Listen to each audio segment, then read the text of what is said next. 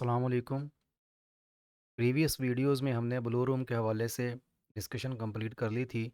Blue room में material open और clean होने के बाद नेक्स्ट कार्ड को फीड किया जाता है। तो कार्ड को जो मटेरियल फीड किया जाना है उसके कुछ फीचर्स होते हैं कि feed to the card uniform होनी चाहिए, यानी कि कार्ड टू कार्ड भी यूनिफॉर्म होनी चाहिए और feed to a single card भी यूनिफॉर्म होनी चाहिए। तो चूँकि कार्ड के ऊपर सलाइवर बनता है और सलाइवर पहली ऐसी इंटरमीडिएट प्रोडक्ट है जो धागे जैसी लीनियर शक्ल या लीनियर फॉर्म लेती है जिसने आगे जाके धागे में कन्वर्ट होना होता है।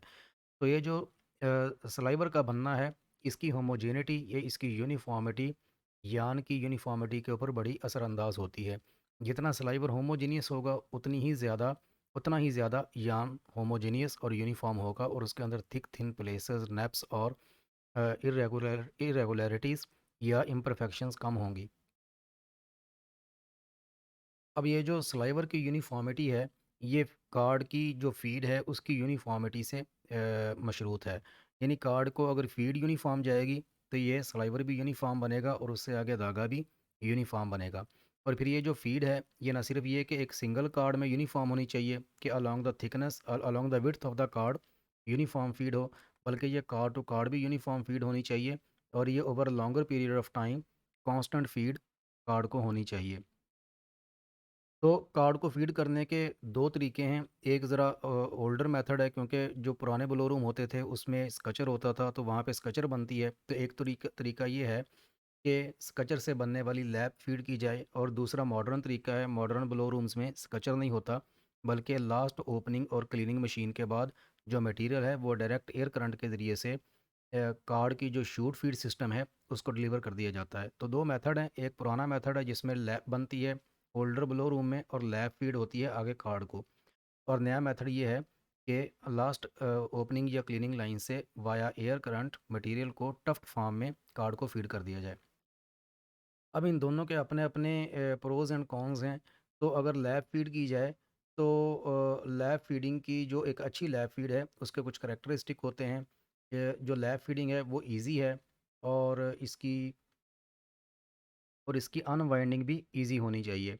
इसके साथ-साथ जो लैप रोलर है, उसकी जो सरफेस कंडीशन है, वो अच्छी कंडीशन में होना चाहिए और फिर लैप रोलर से अनवाइंड होने के बाद जो नीचे लैप प्लेट होती है या फीड प्लेट होती है, जिसके ऊपर से लैप गुज़र के जाती है, उसकी कंडीशन भी ठीक होनी चाहिए ताकि वो लैप की फीड को मुतासर ना करे। फिर provision of putting an extra lap in the feed region, कि जो कार्ड का फीड रीजन होता है, उसमें एक लैप तो वर्किंग इंस्टॉल हुई हुई है और दूसरी लैब उसके ऊपर एक्स्ट्रा फीड होनी चाहिए उसके स्टैंड में। तो there should be appropriate tension draft between lap roller and feed roller, और फिर लैप रोलर और फीड रोलर के दरमियान एक अप्रोप्रिएट टेंशन ड्राफ्ट भी होना चाहिए, क्योंकि अगर एक करेक्ट टेंशन ड्राफ्ट नहीं होगा तो फिर लैब की फीडिंग टेकर इन रीजन को सही तरीके से नहीं होगी। तो लैब फीड करनी हो तो एक अच्छी लैब फीड के ये करैक्टरिस्टिक हैं। और जो लैब फीड की जाती है या पुराना सिस्टम जो लैब फीड का होता था, उसके प्रोज़ ये हैं कि लैब की चूँकि इवननेस कंट्रोल करना ईज़ी है। लैब की इवननेस को कंट्रोल करने का अपना एक मैकेनिज़्म होता था, जिसमें हमने लैब में एक प्रैक्टिकल भी किया था कि लैब का जो काउंट है उसकी वेरिएशन कैसे चेक करते हैं, कैसे उसको कंट्रोल किया जाता है। तो लैब की वेरिएशन को कंट्रोल करने का अपना एक मैकेनिज़्म है, जो या डिफेक्टिव लैब हो या जिसकी यूनिफ़ॉर्मिटी ठीक ना हो उसको रिजेक्ट कर दिया जाता है। तो ये इवननेस को कंट्रोल करना, यानी कि कार्ड की फ़ीड की इवननेस को कंट्रोल करना लैब फ़ीड के केस में रिलेटिवली ईज़ी है। फिर ये कि अगर लैब बन रही हो तो एक्सेस प्रोडक्शन जो है उसको लैब की फॉर्म में स्टोर किया जा सकता है, और लैब चूँकि बेल्स या ओपन फाइबर की निस्बत कॉम्पैक्ट होती है, तो इसकी फिर जो स्टोरेज है वो भी रिलेटिवली ईज़ी होती है। फिर ट्रांसपोर्ट कॉस्ट ऑफ लैब जो है वो शूट फीड में जो ट्रांसपोर्ट हो रही होती है उसकी निस्बत बहुत कम है। तो लेकिन इसके कुछ नेगेटिव भी हैं। नेगेटिव ये हैं कि मैनुअल एफर्ट बहुत ज़्यादा, यानी कि लेबर इन्वॉल्व होती है लैब की ट्रांसपोर्ट के अंदर, और लैब चेंज के अंदर भी लेबर को ही काम करना पड़ता है। तो possibility of uneven feed to the card when one lap is finished and new one is installed. तो चूँकि हमने कहा कि लैब जो कार्ड को फीड है वो यूनिफ़ॉर्म होनी चाहिए, तो यहाँ पे एक पॉसिबिलिटी होती है जब पुरानी लैब ख़त्म हो जाए, न्यू इंस्टॉल करनी हो, तो यहाँ पे लैब की जो फीड है वो थोड़ी अनइवन हो जाती है। तो जब लैब चेंज होती है, तो लैब चेंज के दौरान जो लैब चूँकि क्लीन्ड होती है, इसके ऊपर ऑलरेडी क्लीनिंग और ओपनिंग के एक्शन हो चुके होते हैं, तो क्लीन वेस्ट होने के यहाँ पे चांसेस होते हैं। तो laps are more compressed than batt in chute feed system, hence more burden on the taker in. चूँकि लैप्स को हम स्ट्रक्चर के ऊपर इसकी कैलेंडरिंग करते हैं, इसकी जो कॉम्पैक्टनेस है वो शूट फीड सिस्टम के अंदर जो बैट बनती है जो कि फीड होती है टेकरिन को, उसकी निस्बत लैप ज़्यादा कंप्रेस होती है। तो इस कंप्रेस होने का फिर जो बर्डन है वो टेकरिन पे आता है, क्योंकि जितना ज़्यादा कंप्रेस्ड मटेरियल टेकरिन को फीड होगा, टेकरिन ने उसको ओपन करना है। तो इसके साथ साथ लैप में contain more dust particles than flock feeding. तो जो फाइबर फाइबर फार्म में या फ्लॉक फार्म में शूट फीड सिस्टम को फीड किया जाता है फ्लॉक्स, उसकी डीडस्टिंग ज़्यादा हो जाती है, क्योंकि एयर ट्रांसपोर्ट के दौरान भी उसकी डीडस्टिंग हो रही होती है। और फिर जो शूट फीड सिस्टम है उसके अंदर भी जब एयर सेपरेट होती है तो वहाँ पे भी डीडस्टिंग हो रही होती है, लेकिन लैब के अंदर ये पॉसिबिलिटीज़ नहीं होती। तो लैब के अंदर पॉसिबिलिटी है कि जो डर्ट या डस्ट पार्टिकल्स हैं वो फ्लॉक या शूट फीड सिस्टम की निस्बत ज़्यादा हों। तो इसके बाद ये पुराना मेथड था। इसके बाद जो नया मॉडर्न ब्लो रूम्स में जो सिस्टम यूज़ होता है वो ये है कि लास्ट जो ओपनिंग मशीन होती है या लास्ट मशीन के बाद वाया एयर करंट जो मटेरियल है वो हर हर कार्ड की शूट सिस्टम को सेंड किया जाता है। तो इसका ये होता है कि इसमें जो शूट फिश सिस्टम में एक जो कार्ड है वो ज़्यादा डिस्ट्रीब्यूशन सिस्टम के करीब होता है, और बाकी हर आने वाला जो नया लाइन के अंदर कार्ड है वो थोड़ा इंक्रीजिंग डिस्टेंस के ऊपर होता है। तो इसमें फिर चैलेंज ये होता है कि यहाँ पे हर हर कार्ड को इवन डिस्ट्रीब्यूशन चाहिए होती है मटेरियल की। तो to ensure homogeneous feed to all cards the batt in each should be even. अब शूट फीड सिस्टम के अंदर जो फीड आपने दी है उसकी भी आपने बैट बना के या एक मोटी तय या लैक बना के आपने टेकरिन को फीड करना है, जिसको बैट कहते हैं। तो वो ना सिर्फ ये है कि उसकी थिकनेस सारे कार्ड्स के अंदर बराबर होनी चाहिए, कि सारे कार्ड्स को एक जैसी फीड जा रही है और एक जैसी थिकनेस की बैट जा रही है, बल्कि उस बैट की जो डेंसिटी है वो भी इक्वल होनी चाहिए। अगर ये दोनों चीज़ें सेम होंगी तो हर कार्ड के अंदर कार्ड से जो स्लाइवर निकलेगा या उसके अंदर जो ओपनिंग और क्लीनिंग के बाद जो स्लाइवर की क्वालिटी आएगी वो एक जैसी होगी। तो इसमें अगर कार्ड टू कार्ड वेरिएशन होगी तो फिर ये कार्ड टू कार्ड स्लाइवर में भी वेरिएशन होगी और फिर ये वेरिएशन आगे यान में भी ट्रांसफ़र होगी। तो ये जो डिस्ट्रीब्यूशन है इसमें चूँकि एयर करंट के ज़रिए से along the whole entire width of the card material distribute हो रहा होता है, तो पूरी विड्थ में जो डिस्ट्रीब्यूशन है मटेरियल की वो भी होमोजेनियस होनी चाहिए। तो modern high performance cards have high production rates. आजकल के जो कार्ड हैं वो बहुत ज़्यादा प्रोडक्शन उनकी होती है, 200 केजी पर आवर या इससे भी ज़्यादा। या इवन टुचलर का जो कार्ड है वो 300 से ज़्यादा 300 केजी तक प्रोडक्शन क्लेम करते हैं। तो इतना हाई प्रोडक्शन कार्ड के ऊपर जो फीडिंग है वो भी ज़्यादा होनी चाहिए। And loading of the card clothing, जब फीडिंग ज़्यादा होगी तो इससे फिर जो कार्ड की जो मुख्तलिफ क्लोथिंग है, एकरिन से लेके सिलेंडर और फ्लैट्स की क्लोथिंग और फिर डॉफर की क्लोथिंग, ये इसके ऊपर लोड भी ज़्यादा पड़ेगा। Thus, finely opened material should be fed to reduce the burden of the card clothing। तो इस बर्डन को शेयर करने के लिए जो फिर कार्ड को मटेरियल आपने फीड करना है वो भी ज़्यादा से ज़्यादा ओपन्ड फॉर्म में होना चाहिए। और इस मटेरियल को ज़्यादा से ज़्यादा ओपन्ड फॉर्म में फीड करने के लिए दो शूट फीड सिस्टम आते हैं।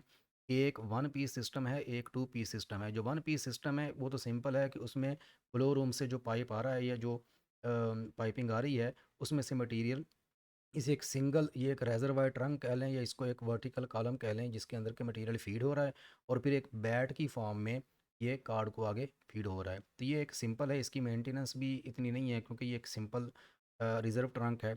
इसके बरक्स जो टू पीस सिस्टम है वो डिफरेंट होता है। उसमें ये टू पीस सिस्टम है, इसमें आप देख सकते हैं कि एक रिज़र्व ट्रंक यहाँ पे आ रहा है जिसमें कि ब्लो रूम में से आने वाला मटेरियल फॉल कर रहा है। इसके बाद यहाँ पे एक फीड रोलर है, फीड रोलर के बाद ओपनिंग रोलर है, और ये ऊपर वाले हिस्से को नीचे वाले हिस्से से सेपरेट करता है। तो एक फीडिंग यूनिट फीड ट्रंक ये है, एक लोअर पार्ट है, और दोनों जो पार्ट्स हैं वो ओपनिंग रोलर के साथ कनेक्टेड हैं। तो ये टू पीस सिस्टम है कि दरमियान में एक ओपनिंग रोलर आ गया और एक पार्ट ऊपर है एक पार्ट नीचे है, और ये वन पार्ट सिस्टम है।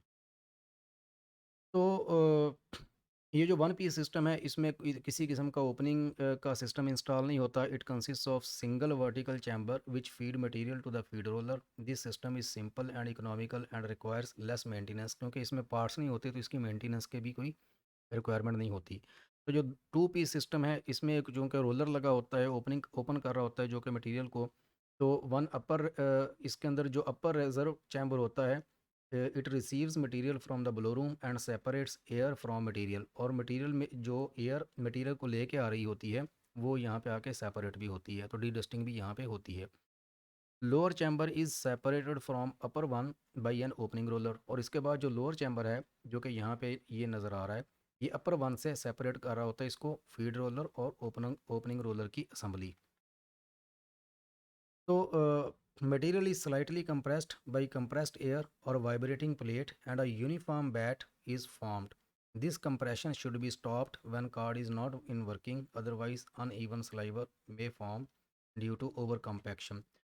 तो यहाँ पे जब मटेरियल ओपन होने के बाद लोअर पार्ट में आता है, तो लोअर पार्ट में आने के बाद बी मटेरियल को फीड रोलर ने जब टेकर को फीड करना है तो इन दी फॉर्म ऑफ बैट, एक थिक बैट होता है जिसकी फॉर्म में उसको फीड करना है। तो यहाँ ओपनिंग के बाद इस रीजन के अंदर, तो इस ओपन मटेरियल को दोबारा से कॉम्पैक्ट, थोड़ा सा कॉम्पैक्ट करके बैट बनाने के लिए, या तो फिर यहाँ पे फ़ैन जैसे कि लगा हुआ है, ये एयर करंट सेंड करता है और फिर ये एयर के ज़रिए से इस मटेरियल की जितनी कॉम्पैक्शन चाहिए होती है उतनी कॉम्पैक्शन होके यहाँ पे बैट बन जाती है। एक तरीका ये है, या फिर दूसरा ये है कि इस रीजन में ये जो प्लेट्स हैं इनको वाइब्रेट करवाया जाता है ताकि प्लेट के वाइब्रेट करने से मटेरियल थोड़ा सा कॉम्पैक्ट हो जाए और बैट की फॉर्म में टेकरिन को फीड किया जा सके। तो ये वन पीस और टू पीस सिस्टम है। यहाँ पे ये रीटर का सिस्टम दिखाया गया है, यहाँ पे भी दिखाया गया है कि ओपनिंग ये वाला जो फीड रोलर है ये ऊपर वाले चैम्बर को सील कर रहा है और ऊपर वाले चैम्बर को नीचे वाले चैम्बर से सेपरेट कर रहा है।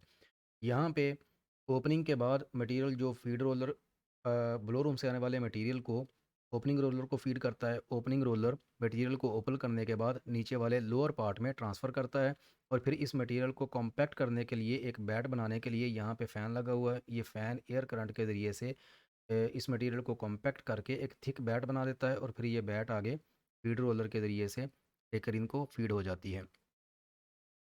तो electric pressure switch controls the density of the material and filling of the lower part. तो यहाँ पे एक इलेक्ट्रॉनिक प्रेशर स्विच लगा होता है जो कि इस मटेरियल की डेंसिटी को कंट्रोल करता है, क्योंकि अगर एक शूट फीड सिस्टम के अंदर एक कार्ड की शूट फीड में बहुत डेंसर बैट बने और दूसरे में उसकी डेंसिटी कम हो, तो ये card to card homogeneous feed नहीं होगी, बल्कि एक कार्ड के ऊपर सलाइवर जो है उसकी क्वालिटी कुछ और होगी और दूसरे कार्ड के ऊपर सलाइवर की क्वालिटी में फ़र्क आएगा। तो ये टुचलर की तरफ से जो शूट फीड सिस्टम है, ये ब्लो रूम से इसके अंदर मटेरियल आता है और फिर यहाँ पे ये फीड रोलर है, ये ओपनिंग रोलर है और ये यहाँ से मटेरियल ओपन होने के बाद ये टेकर फीड रोलर के ज़रिए से या फीड असम्बली के ज़रिए से टेकर इनको मटेरियल फीड हो जाता है। और यहाँ पे ये फ़ैन लगा हुआ है और इस यहाँ पे बैट बनाने के लिए, इसको कॉम्पैक्ट करने के लिए ये एयर करंट यहाँ से एंटर होती है और यहाँ से निकल जाती है और यहाँ पे ये फिर बैट बन जाती है।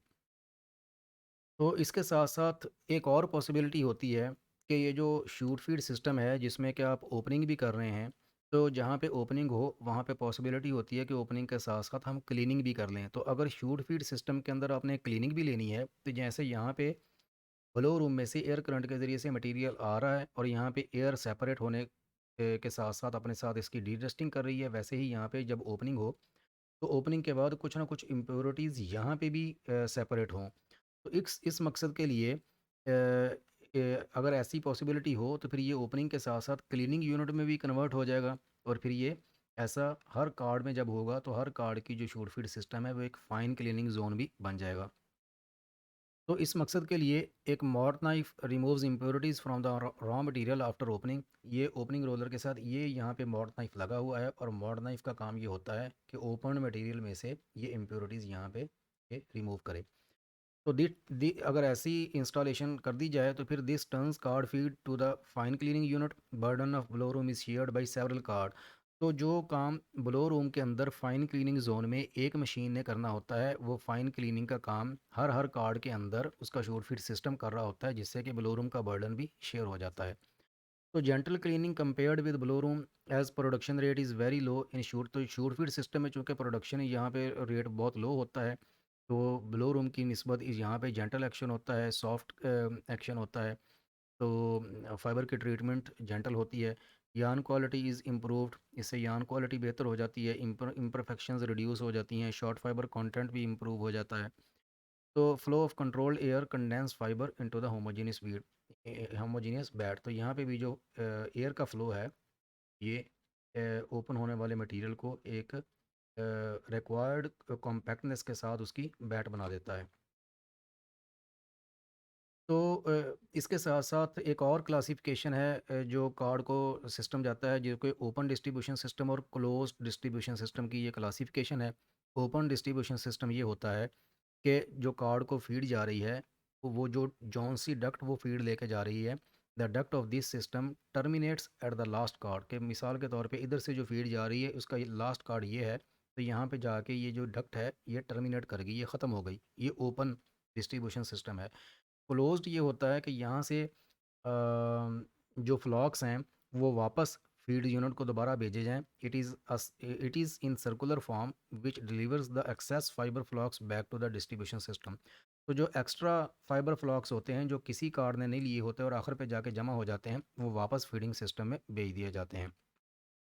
तो neps can form if two many material is present in ducts. तो इसका फ़ायदा ये होता है कि अगर एंड पे जाके कुछ मटेरियल जमा रहे तो एयर करंट के ज़रिए से, क्योंकि वो मटेरियल एयर करंट के अंदर सस्पेंड रहता है। और हम ब्लो रूम की मुख्तलिफ वीडियोज़ में ये कॉन्सेप्ट हमने डिस्कस किया था कि ब्लो रूम में जब मटेरियल ट्रांसपोर्ट हो रहा होता है तो वहाँ पे फाइबर एयर के अंदर रोल भी होते हैं, और फाइबर की जो रोलिंग है या एयर की ट्रांसपोर्ट है उसमें जब फाइबर रोल होते हैं तो इंटेंगल होकर नेप्स बना देते हैं। तो ब्लो रूम्स के अंदर नेप्स बनते हैं। ये नेप्स नहीं बनने चाहिए। एक कार्ड के ऊपर ऊपर आके हम इसको रिमूव भी करते हैं, डिसइंटेंगल भी करते हैं। तो अगर यहाँ पे भी ये क्लोज्ड सिस्टम ओपन सिस्टम होगा, क्लोज्ड नहीं होगा, तो यहाँ पे ये जो फ्लाक हैं वो एयर के अंदर सस्पेंड रहेंगे। तो इस सस्पेंशन की वजह से जो फाइबर इनके अंदर सस्पेंड होंगे उनके नेप बनने के चांसेस ज़्यादा होते हैं। तो ये तो था हमारा कार्ड को फीड का मैकेनिज़्म। हमने 2 मैकेनिज़्म डिस्कस किए, एक लैब की फॉर्म में और एक शूट फीड सिस्टम की फॉर्म में। शूट फीड सिस्टम आगे सब डिवाइडेड है, एक सिंगल शूट जिसके अंदर ओपनिंग का मैकेनिज़्म नहीं होता, और एक 2 पीस शूट सिस्टम जिसमें के ओपनिंग रोलर होता है। और फिर एक और पॉसिबिलिटी हमने डिस्कस की कि ओपनिंग के साथ-साथ हम क्लीनिंग भी साथ कर लें, और उस क्लीनिंग के लिए हमने ओपनिंग रोलर के साथ मॉड नाइफ अगर लगा दें तो क्लीनिंग भी हो जाती है। और फिर फाइनली हमने ये 2 क्लासिफिकेशंस डिस्कस की कि ओपन सिस्टम डिस्ट्रीब्यूशन का और क्लोज्ड डिस्ट्रीब्यूशन सिस्टम कार्ड के लिए। तो इसके बाद हम शूट फीड सिस्टम जो है वो चूँकि कार्ड को फीड करेगी, तो नेक्स्ट हम टेकर इन रीजन या फीड रीजन जो कार्ड का है उसको डिस्कस करेंगे।